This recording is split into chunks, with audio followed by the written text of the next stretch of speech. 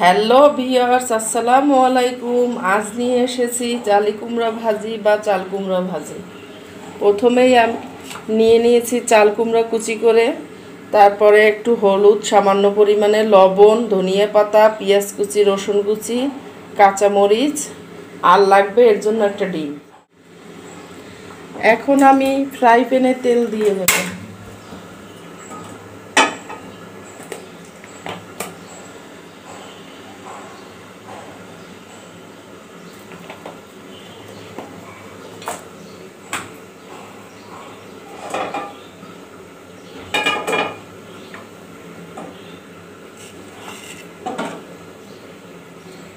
Fry প্যানের মধ্যে পেঁয়াজ কুচি আর রসুন কুচি দিয়ে দিব।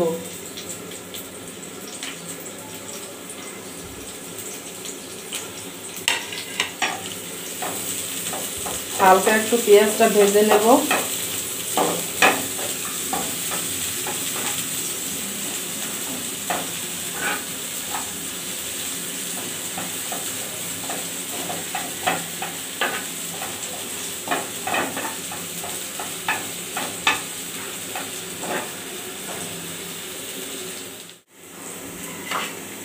হালকা করে ভাজা হয়ে গেছে, এখন জালি কুমড়া বা চাল কুমড়াটা দিয়ে দিব।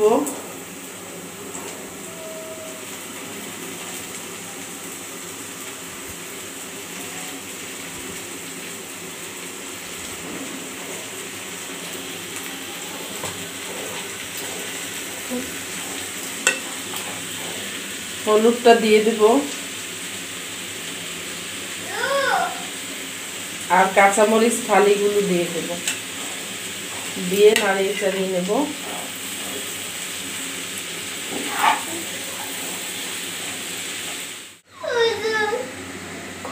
লবণটা দিয়ে দেব,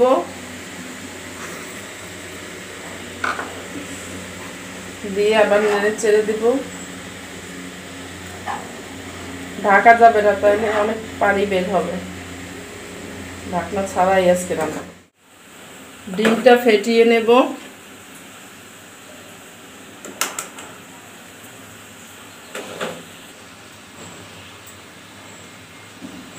ডিমটা ফেটিয়ে নেব, এর জন্য সামান্য পরিমাণ ডিমের মধ্যে লবণ দিয়ে দেব।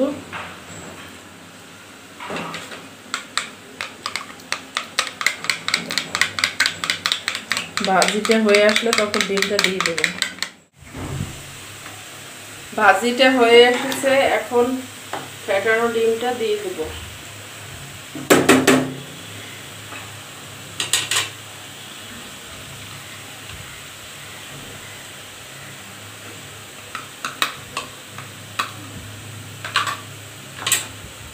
দিয়ে নেড়ে চেড়ে নেব।